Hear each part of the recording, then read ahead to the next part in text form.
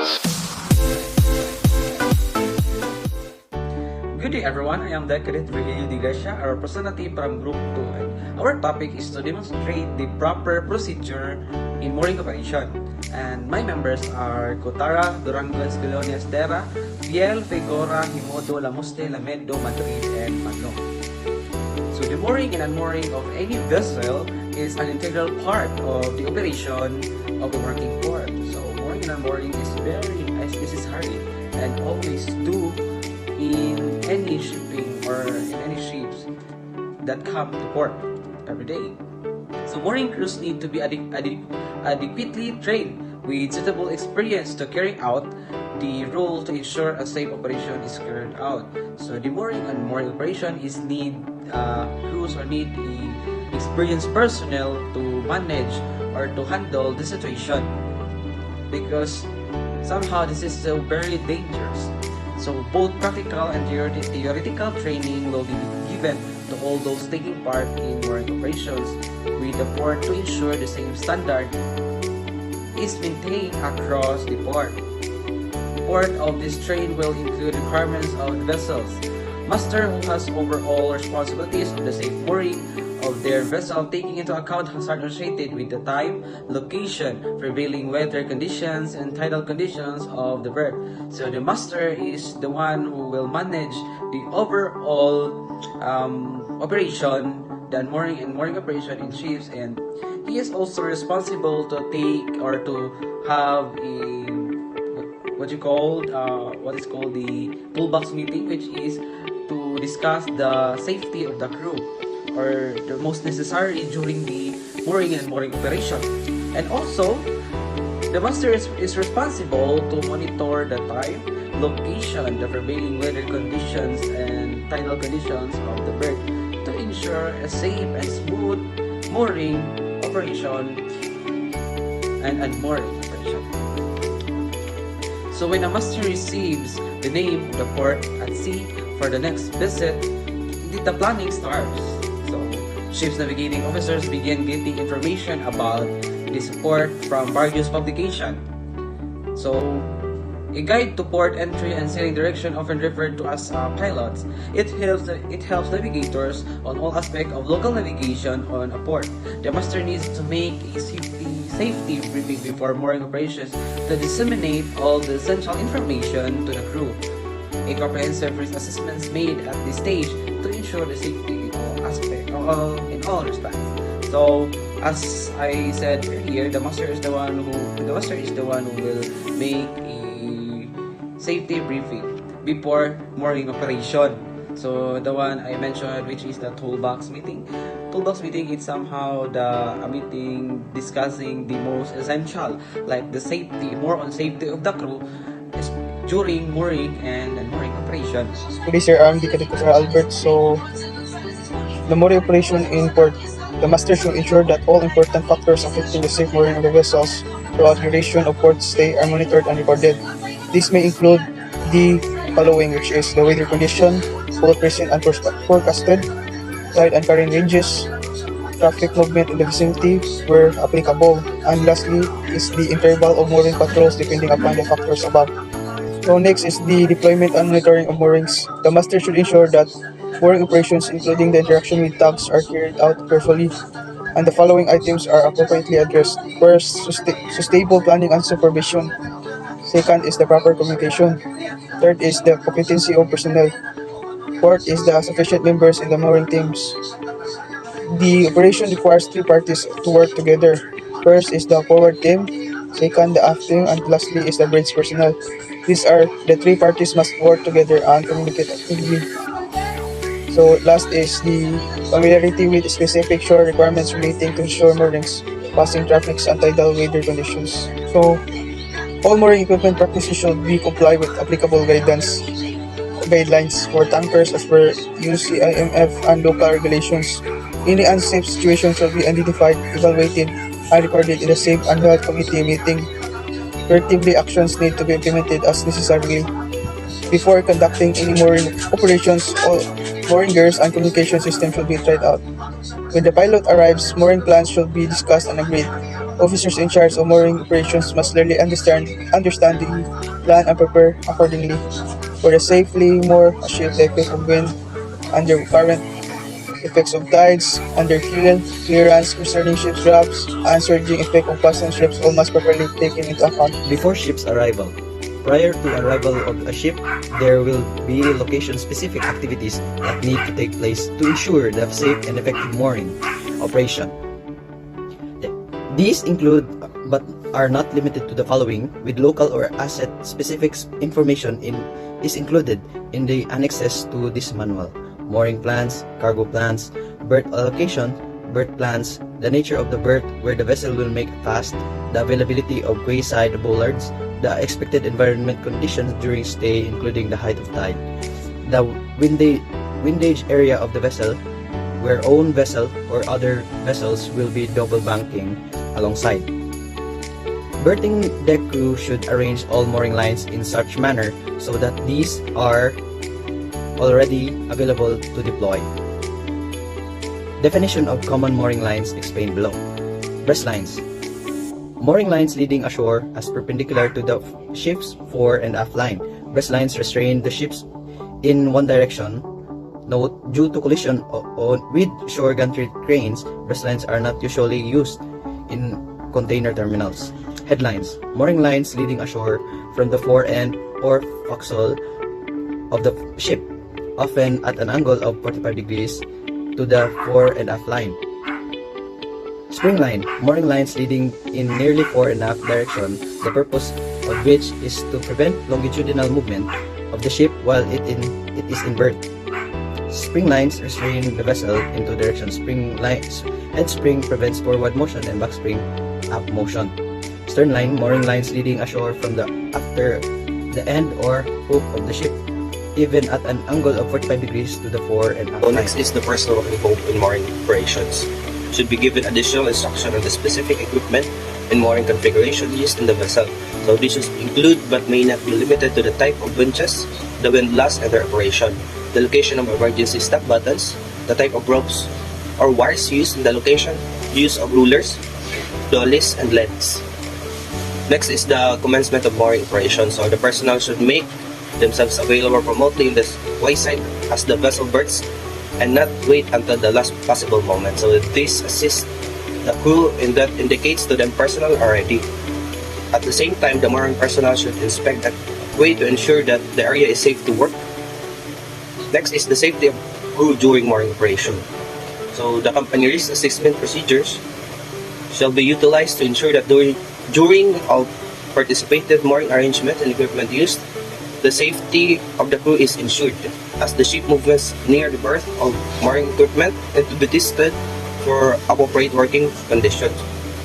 So tanker vessels engaging in different mooring patterns should be particularly careful with the mooring arrangement and preparation on board, with particularly emphasizes on first, use of remote controls, position of mooring or operating winches where applicable. Next is clear layout on deck prior operations. Next is the use of proper personal protective equipment. Next is identification of and monitoring of danger zone during mooring operation.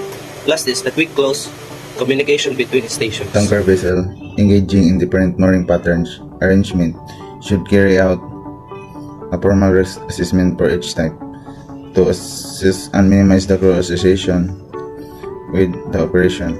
Such risk assessment are to be reviewed before similar subsequent operation, and any additional identified risk suitably managed and reported. So hazard during the mooring operation. So mooring safety tips. So check condition of ropes. Second, rope can bite. Beware of snapping rope. Ensure station adequately laid. So know your area for trip hazard. Last, communicate with bridge and mooring crew. So beware of heaving lines being thrown or projected across the dock, which may include a weighted tail and consisting of monkey's breast or other suitability weighted object. A blow on an unprotected head with one of these can kill or seriously harm. Even the small sun-filled canvas bags can be lethal if they have been soaked in water. Wear your safety helmet. Stay alert at all times. So if the heaving line is thrown and the weighted end is deemed to be of a dangerous weight, it should be cut off and confiscated with a full report given to the Marine Department, who can take action against the vessel. When receiving mooring ropes of heaving lines, stand at least 1 meter back from quay edge. As mooring ropes are heaved ashore, ensure sufficient rope is heaved onto the quay before dragging towards the bollard to reduce the amount of weight being hauled.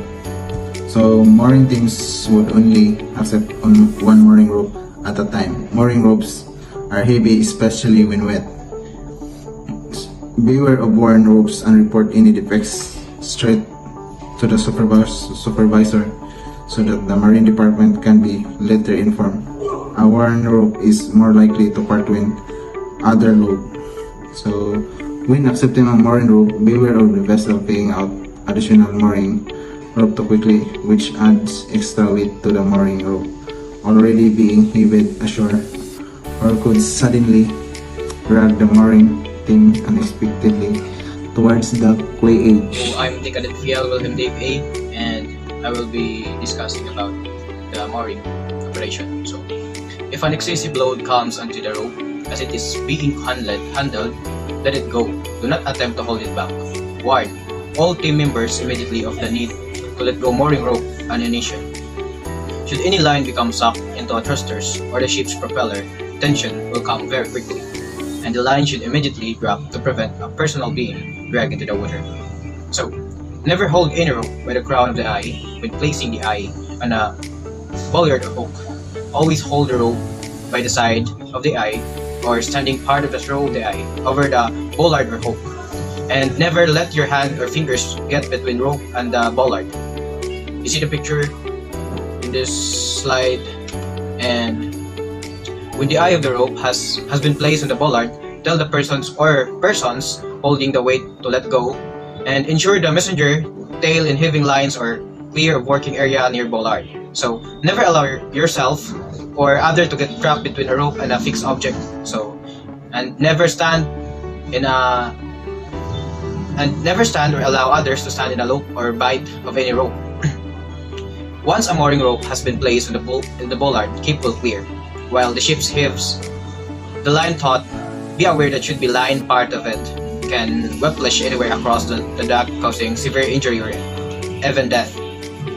And also, sudden tension applied to a rope, either by ship, winch, or movement of the ship is a surging or lusting can cause the rope to snake without parting, and anyone in the near vicinity putting another rope in the some bollard can be dealt a severe blow. So next is wire ropes. Wire ropes are notorious for spraggling, and where broken fibers protrude out along the wire rope, but in a particular areas susceptible to the most spaging occurs at the eye and the splice. These sprags can inflict injuries and can even disintegrate gloves. Number 3. Never let a tie rope slide through your hand, and never slide your hand along the rope. So do not wear rings. Rings can be caused, and sprags have caused serious injuries. Any badly stranded or rusted rope should be refused. Notify the berthing master or marine operative, who will inform the ship deck officer. The 10 considerations while handling mooring operations. This discussed by Figura. Number 1. Never allow any extra crew member on the deck. Ensure that no extra personnel remains present at the mooring station except those who are involved in the operation. Anyone who is not assisting in the mooring operations must be asked to leave the mooring station for everyone's safety. Number 2. Consider weather condition. Before planning the mooring operation, consider the weather condition by taking factors such as wind and current. The ship's master An responsible officer must have the details of current and future reader data before commencing the mooring operation. Number 3, have knowledge of snapback zone and rope bite. All personnel involved with the mooring operation should be aware of the ship back zones and rope bite. Number 1, snapback zone. A space where it is anticipated that the field mooring line can recoil with great velocity, possibly resulting in injury or even death to crew present within this zone.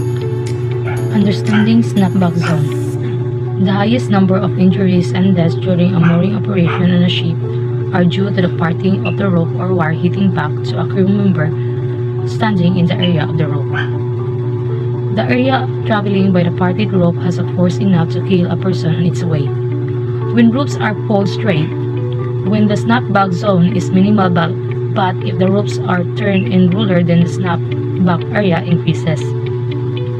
Understanding snapback zone is the rope can break or part when it is in tension due to pulling actions and when this parted rope swings back in its snapback zone and hits person standing there. It is a deadly blow. The crew performing the operations must be thoroughly trained and qualified with the snapback area. The intermooring deck should be considered as a potential snapback zone and clearly visible signage must be displayed to warn crew.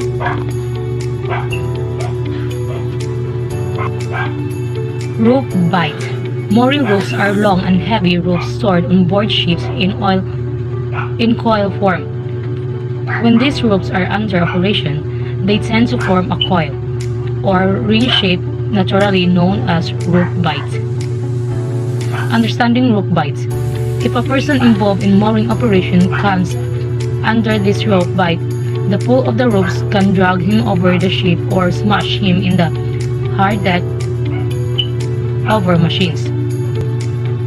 Several injuries and deaths have been reported due to crew unaware of standing over bite and dragged by the rope. Good day everyone, this is the Cadet Lamos Security. So the fourth is check all the mooring equipment. So check all the equipment is very important because it involved in the mooring operation for any kind of problem. Proper routine maintenance is the key to ensure that smooth running of mooring equipment and system. And don't forget to check the load sensors of mooring winches. So the fifth is check the tail of mooring line.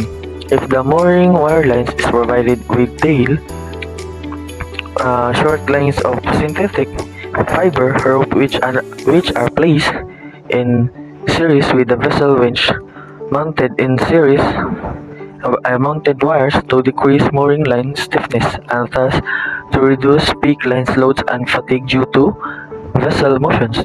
So ensure same size and material of tails are used for all lines in the same service. Different tail size and material would lead to an even load, and the mooring line must be asked to leave the mooring station for everyone's safety. So the sixth is tend one line at a time. So it means that only one line should be tended at a time during the mooring operation. So one line at a time. So we must be careful. If this is not done, it may increase the load in the other tended lines. If two lines are tended together, it may lead to overload and breakage. So follow the orders of the supervisor or responsible ship officer properly to avoid any kind of mishaps. So the 7 is keep a check on the mooring line. So why you check the mooring? Because it ensures that allowable breaking load in any of the mooring lines does not increase 55% of its maximum breaking load, or the MBL. Reasons it prevent the line from breaking. Number 8. Avoid mixed mooring. Mooring lines of the same size and material should be used for all leads. If this is not possible due to available equipment, all lines in the same service, etc. breast line, spring lines, headlines, and stern lines should be of the same size and material. The use of mixed mooring comprising full-length synthetic ropes used in conjunction with wire should be avoided. If a synthetic rope and a wire are used in the same service, the wire will carry almost the entire load, while the synthetic rope carries practically none. Slide number 9. Keep a continuous check. Load on mooring lines must be checked continuously even after the mooring operation is over. If there is any change in the ship's ballast condition, the lines must be slacked or tightened accordingly. The condition of the rope material should be checked to foresee the unfortunate accident. Next slide, number 10. Arrange mooring lines symmetrically. All the mooring lines must be arranged as symmetrical as possible with the breast line. The breast line should be perpendicular to the longitudinal center line of the ship, and the spring line should be parallel to the longitudinal center line. Next is types of mooring method. So, what is ship-to-ship transfer? So, it involves mooring alongside of two different or same-sized ships for cargo transfer. So, either one of these ships is at anchor or both are underway. Next is single buoy point mooring. So, it's a way of carrying out cargo transfer for large ships that cannot approach port. So, next is the ship is made fast to buoy with the help of a single chain or two, which is secured on board to the bow stopper. So, weather is major criteria in determining whether to berth the vessel or not. Calm seas with low swell or favorable. Second is strong tidal currents limits the interval for berthing or unberthing. So what are the approach? Slow headway approach. So conventional buoy, multi-buoy mooring. So the bow of the ship is secured using both her anchors, whereas the stern is secured to buoy around it. This maneuver requires skill and efficient operation of ship's crew, as well as of the mooring equipments, as often weight of the lines can be immense. So what are the approach? The approach is the vessel approaches the final berthing position from forward at an angle of 90 degrees to her final direction of berthing. So, Baltic mooring. So what is Baltic mooring? Combination of mooring of a vessel alongside the berth, which employs a stern mooring shackled to the offshore. Safe option to berth a ship on a windy day. Approaches. So what are the approaches? The offshore anchor is deployed and the weight on the cable, and the stern mooring act to hold the vessel just off